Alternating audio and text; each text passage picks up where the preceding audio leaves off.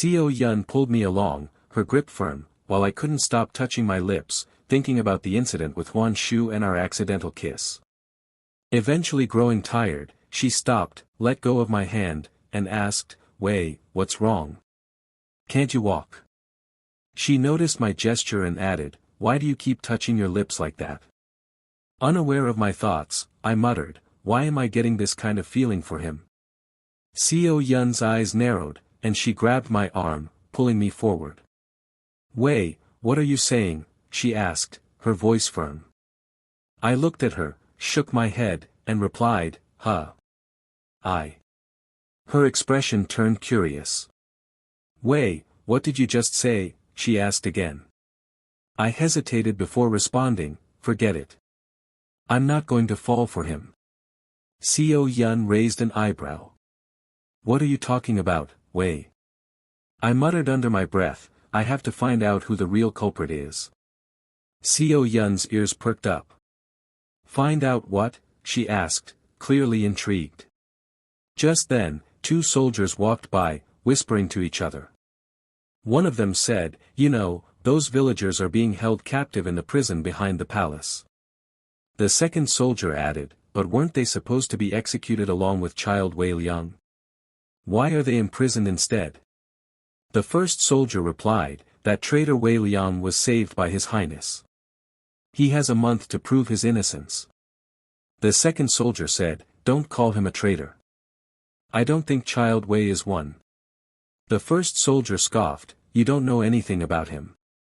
He's capable of anything." Co Yun turned toward the voices, her eyes blazing with anger. The second soldier noticed us and whispered, "Shu, look." They both immediately fell silent. Co Yun snapped, "Get out of here." The soldiers bowed and hurried away. Turning back to me, Co Yun said, "Wei, don't listen to them. They're just idiots." My mind spun with thoughts. Those villagers might not know much, but they could hold clues about why they, and Wei Liang, were labeled traitors.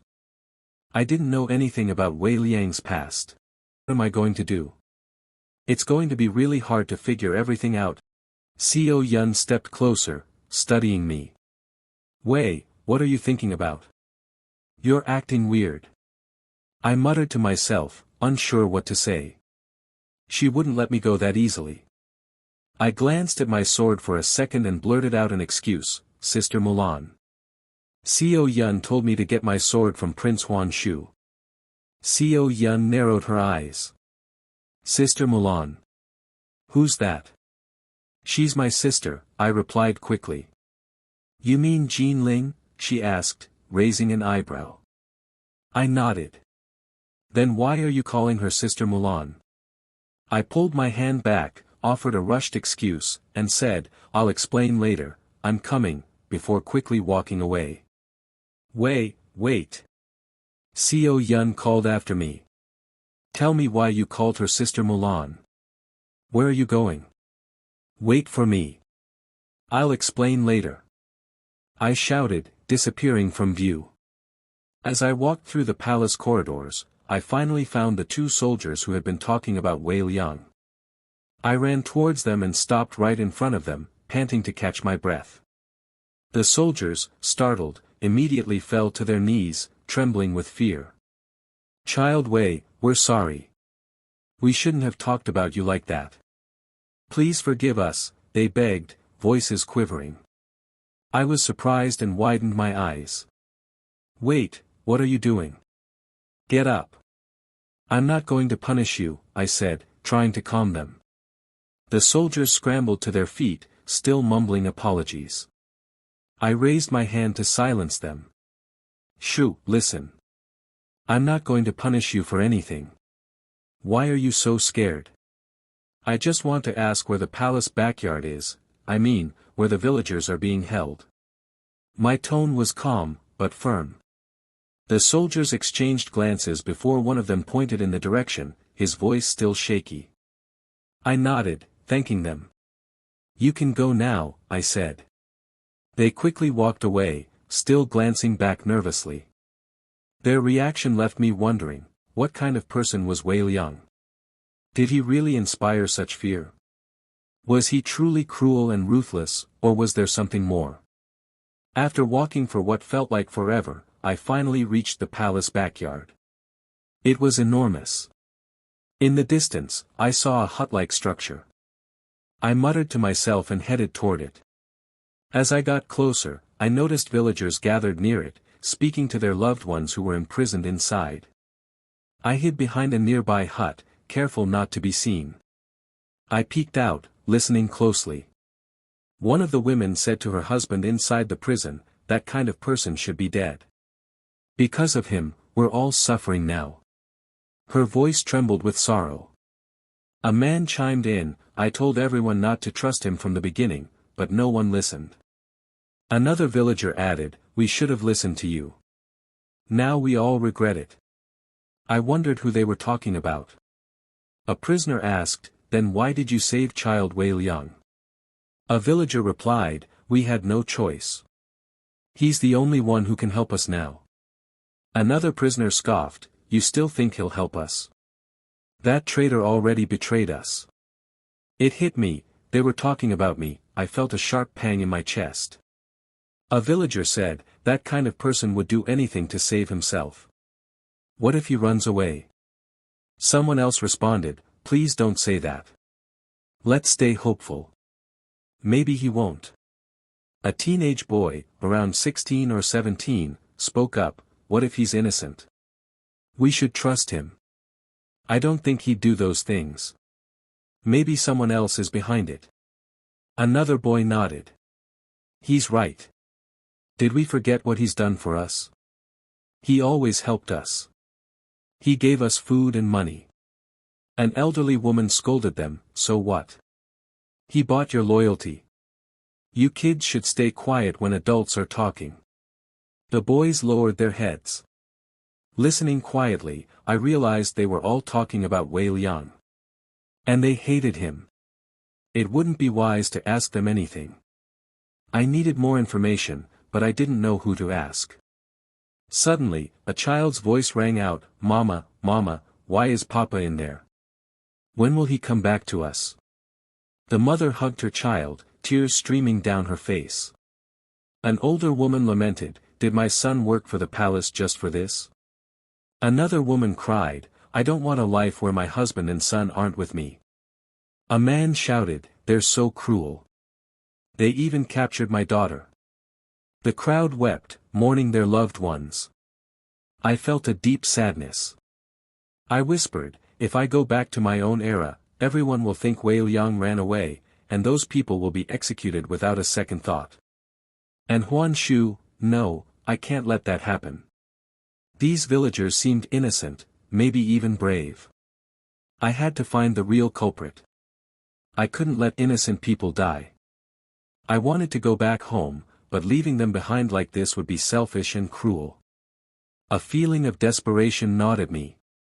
What kind of mess had I gotten myself into? I felt powerless to change anything. But if I walked away now, I'd regret it forever. I had to stay level-headed. I couldn't let emotions rule me. Just as I tried to gather myself, someone suddenly grabbed me by the arm and yanked me back. I was pinned to a wall, a hand covering my mouth to silence me.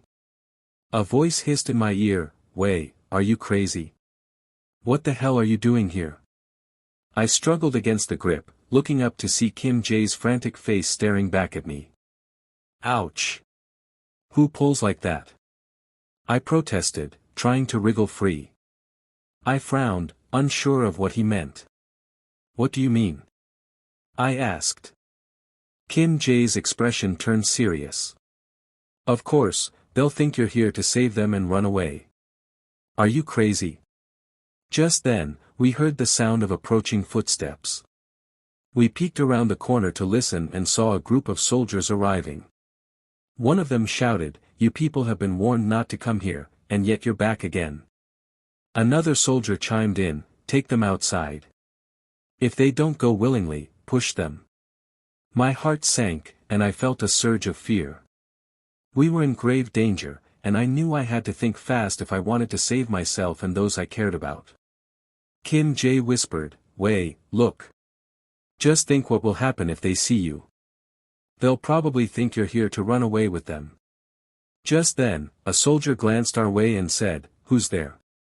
He started approaching us, and Kim Jae grabbed my arm, his eyes wide with panic. "Oh no, we're gonna get caught." "Wei, are you ready?" "We have to do that," he whispered urgently. I raised an eyebrow. "Do what?" "We have to run in a zigzag pattern so we won't get caught." Kim Jae replied, as if it was the most obvious thing in the world. I rolled my eyes. "Wait. If we run away, they'll definitely see my face." Kim Jae's face fell, and he looked at me like I just pointed out the obvious. Oh, you're right. Now what?" The soldier took another step forward, his voice rising. "Who's there?" he repeated. Kim Jae panicked, stumbling forward and making a comical expression. The soldier bowed, confused. "Child Kim, what are you doing here?" Kim Jae waved his arms wildly. "Me? Ah, everyone look. Everyone look." The soldier looked around, bewildered. Kim Jae grabbed my hand, and we both took off running like lunatics. The soldier asked, "Child Kim, there's nothing, but..." He trailed off, looking around again. "Child Kim, where are you?" After our frantic sprint, Kim Jae and I finally stopped in the corridor, gasping for breath. That was a fast sprint," I exclaimed, still trying to catch my breath. "I wasn't prepared for that." Kim Jae laughed, his eyes sparkling with amusement. "But I saved you, don't forget that. You should be grateful." I nodded, still trying to process what had just happened. After a while, Kim Jae turned to me, a bored expression on his face. "What are you doing right now?" "Come on, I'm bored." Advisor Lee took Qianli away, and I don't know what to do now. I raised an eyebrow. "You and Qianli are friends?" Kim Jae shrugged. "Just friends, no, best friends." I chuckled. "Okay." Kim Jae's expression turned serious. "My Kuro is missing too. I couldn't find him anywhere." I shouted, "Kuro? You mean your cat? Where is he?" I covered my face. He sighed. "I mean, he is missing." I looked down, feeling embarrassed. I hesitated, unsure of how to respond. But before I could say anything, Kim Jae cut me off. "Leave it. Let's eavesdrop." I raised an eyebrow. "What kind of thing is that?" Kim Jae shrugged. Okay, let's just roam around and hear people's conversations." I pointed out the obvious. "But that's the same thing as eavesdropping." Kim Jae grinned. "Come on, let's just roam around then." Before I could respond, Kim Jae pulled my hand, and we took off again, roaming the corridors together. Meanwhile, General Kim was in the backyard when he heard a noise. He approached a soldier and asked, "What's going on?" One of the soldiers bowed and explained, "General, look at them. We've warned them 10 times, but they never listen. They sneak into the palace to meet those traitors. We've told them they could also face punishment, but..." A young man's voice cut through from behind, his expression stern. "First, they're not proven traitors. And they're worried about their families, so they want to meet them. That's why they sneak in here. Just think, what if one of your family members was captured inside? Wouldn't you behave the same way?" The soldiers bowed, chastised, and whispered, "Assistant General." General Kim turned to the villagers and said, "Please believe Wei Liang. He won't let anything happen to you. It's my promise. Please don't come here again." An old lady stepped forward and said, "General, we believe you, but we don't trust Wei Liang. If you're saying so, then we're leaving." The villagers began to disperse, and General Kim ordered the soldiers to leave. He turned to the man and said, "Lieni Jin, surprised to see you. What brings you here? When did you return from the Mian Kingdom?" Jin smiled and replied, I came for Wei Liang. In the Mian kingdom, I heard news of his death, which broke my heart. Then I heard rumors that he was alive. I wanted to see him for myself. General Kim asked, his voice firm, is it worry or curiosity that drives you to know if the rumors are true? Jin smiled again and said, you know, General, what Wei Liang means to me. He's like a brother. Jin nodded, and General Kim asked, but as I recall, you two didn't exactly get along. Jin smiled wryly, and General Kim said, okay, I'll take you to him. They started walking together. Just then, Jin Ling grasped Shue's hand, and Seo Yun appeared from behind. Jin Ling exclaimed, Uncle Kim, and hugged him tightly. General Kim smiled and asked, what's wrong, Jin Ling? You look sad. Jin Ling pulled back and replied, Uncle, I'm okay. Jin started looking at Jin Ling. Jin Ling's gaze fell upon him. They looked at each other until Shue chimed in, Uncle, pick me up. General Kim chuckled and lifted Shue into his arms, asking, Shue, how are you? Shue hugged General Kim and replied, I'm good, Uncle. Seo Yun spoke up, General Kim, I want to complain about Ling. She made a comical expression. General Kim smiled and asked, what's going on? Seo Yun pouted, she doesn't trust me.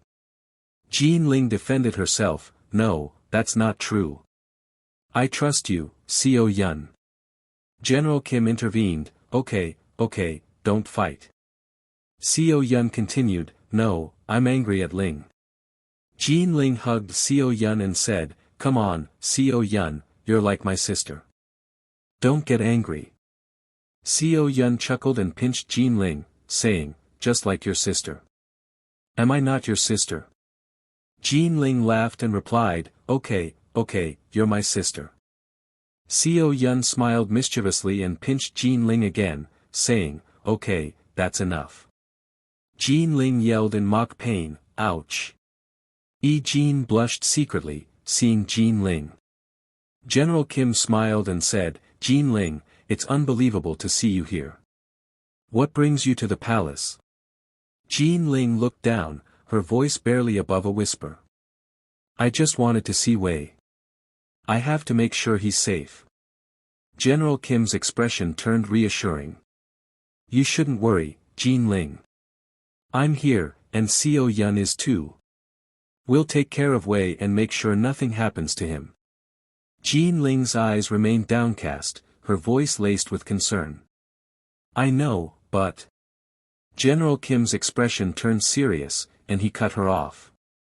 I'm worried about you, Jin Ling. You know exactly what's going on right now. If you keep coming here like this, there are people in high positions who will start blaming you.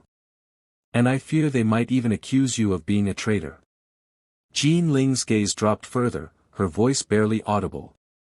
I understand, Uncle. But I couldn't help it.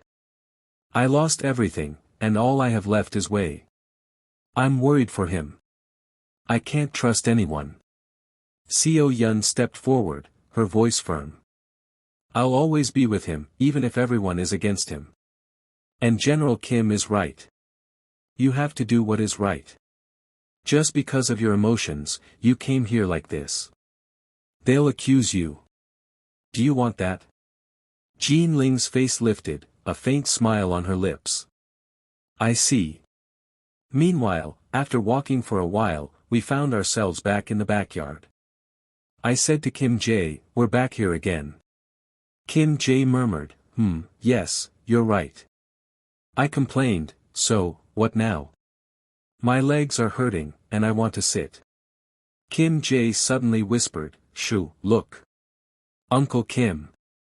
And wait, is that Jin with them? But, when did he return from the Mian kingdom? I followed his gaze and muttered, Sister Mulan seems sad. Kim Jae asked, who's Sister Mulan? I replied, that girl in the black hanfu. Kim Jae corrected me, why are you calling her that? Her name is Jin Ling. Leave it and look, Jin is having a conversation. Let's eavesdrop. I asked, who's Jin?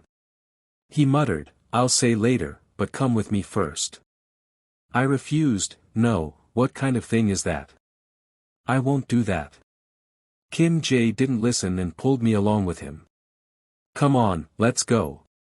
We secretly hid behind a hay bale. Kim Jae whispered, Wei, be quiet, they'll hear us. I muttered, what will you gain by listening to their conversation?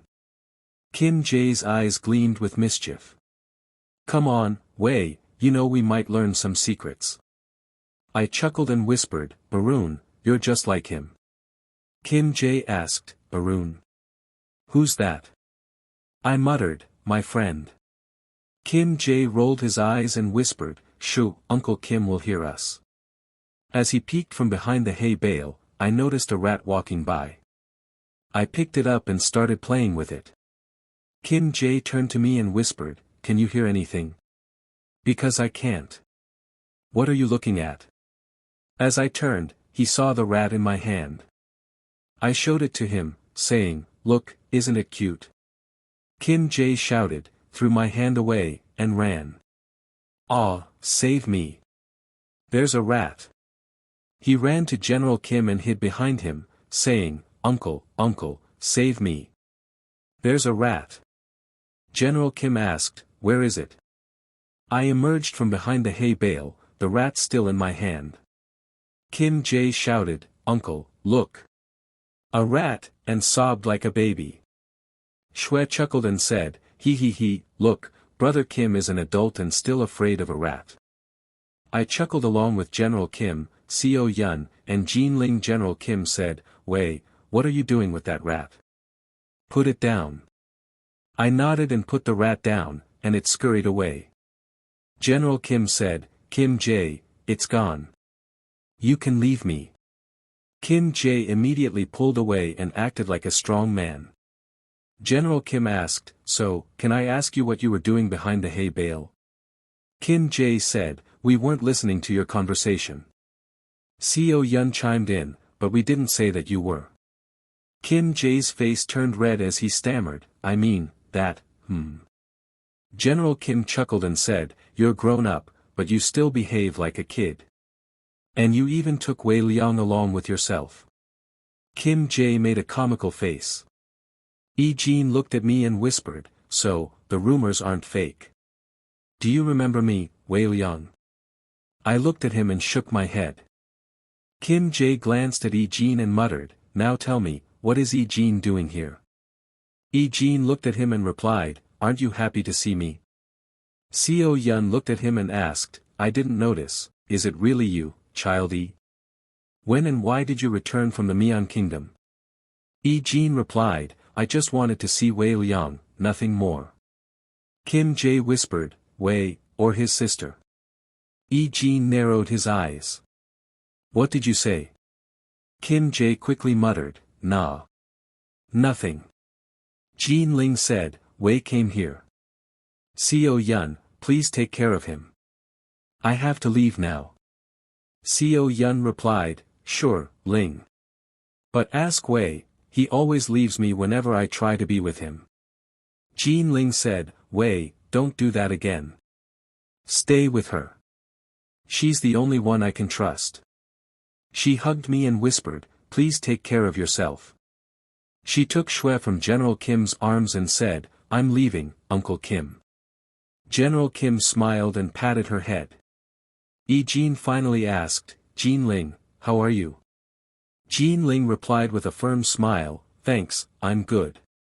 I should go now. Shue looked at Jean, stuck out his tongue, and teased him. Jean Ling patted his back and whispered, Don't do that. I chuckled, but, suddenly, I started feeling dizzy and disoriented. I heard people shouting for help. Shadows surrounded me. Everything went black as I held my head and collapsed. Jean Ling rushed to my side, shouting, Wei. Wei. Open your eyes. When I opened my eyes, I found myself in a dark forest. I started walking, calling out, Where am I? Is someone here? What kind of place is this? As I walked, I heard a noise behind me. I turned around, no one was there. I heard footsteps and whispered, "Who's there?" I walked toward the sound and found a lady standing in front of a well. I hesitated, but summoned my courage and approached her. I asked, "Hello. Where am I? And who are you?" There was no response. I placed my hand on her shoulder. She turned around, and to my horror, she was faceless. She said, "Wei, save us. Don't leave them. You have to avenge our death." I screamed and fell to the ground. As I got up, I started running, but my leg slipped, and I fell again. When I turned back, the woman had disappeared. Catching my breath, I was suddenly surrounded by a black shadow. I shouted, "Who are you? Leave me alone." But I still heard the voices. "Help us, Wei Liang. We're trapped. Only you can help us now. Avenge us. Free our souls." I screamed and suddenly woke up in bed. I sat up, grabbing my head, and murmured. Was it a dream? Why do these hallucinations never stop? I'm so tired of this, it's so creepy. I continued. Why do I always get these kinds of visions? This helpless feeling is haunting. Ever since I time traveled here, it's gotten worse. Before I came here, I had these dreams since childhood, but they stopped 2 years ago after countless checkups. Now, they've returned. The voices. I can't bear it. What does it all mean? I got up, still holding my head, and stepped out of the room. It was nighttime. I whispered to myself. Night has fallen, and I still haven't found a single clue about the real culprit. I sighed. Tomorrow, I'll try again. But for now. My stomach growled. I'm hungry. As I looked around, I heard snoring to my left. I saw Tong and Bao sleeping upright. I muttered. Why are you two sleeping here? But they didn't respond. I tried again. I'm hungry. Still nothing. Tong muttered in his sleep. Tim, you're so cute. Don't leave me. I rolled my eyes and tried to rouse him. Tong, wake up. I'm hungry. No reaction. I turned to Bao and shook him. Bao, come on. I'm hungry. Give me some food. Bao stirred and replied sleepily. Child Wei, go to Princess Xiao Yun. She'll give you good food. I sighed in frustration. Okay, where's Xiao Yun? Bao, half asleep, pointed. There. I followed the direction he indicated. A yelling voice erupted from a room behind a folding screen. Advisor Li was brutally beating his son, Qian Li. You idiot, he shouted. Having a son like you is worse than having none. I regret ever raising you, you trash. He kicked Qian Li and struck him with an iron rod. Grabbing his hair, he spat. You son of a bitch. You're just like your mother, you bastard. Qian Li, trembling, managed to say. Don't say anything about mother. His father roared. Shut up. You think I wouldn't find out you ran from the Grand Hall and gathered more villagers to save that bastard? Because of you, he was saved. He grabbed Qian Li by the throat and squeezed. If you try that again, I'll kill you myself. Remember this, you're my puppet. And if I don't like what you do, I'll destroy you. A puppet never disobeys its master. He let go, and Qian Li gasped for breath. This is your last warning, his father growled. If you try to save him again, I'll kill you. Just then, a woman wearing a cat mask entered the room, her hanfu flowing dramatically behind her. Advisor Li, stop it, she exclaimed. The sound is coming out of the room. It's too loud. He's going to die. Advisor Li stepped out from behind the screen and sat down in his chair. So what? He sneered. Let him die. Because of him, that bastard survived. The woman in the cat mask asked. Because of him? But how? Advisorly replied, that's not the matter. I've made him pay for his mistake. So, what brings you here? The cat mask lady said, I just wanted to know what's on your mind, what you plan to do next. Advisorly replied, you'll know if it concerns you.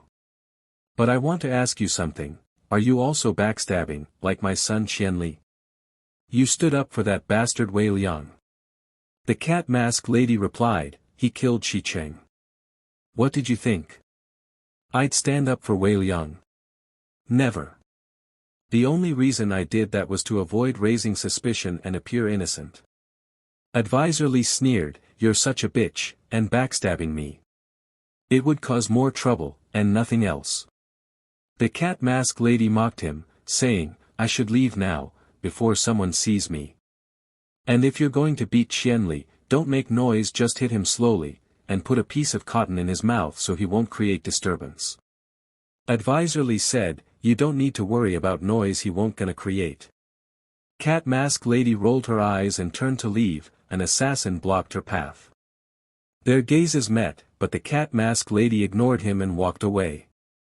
The assassin approached advisorly and threw 4 scrolls at him, saying in a low, cold voice, take these scrolls. I've completed your task.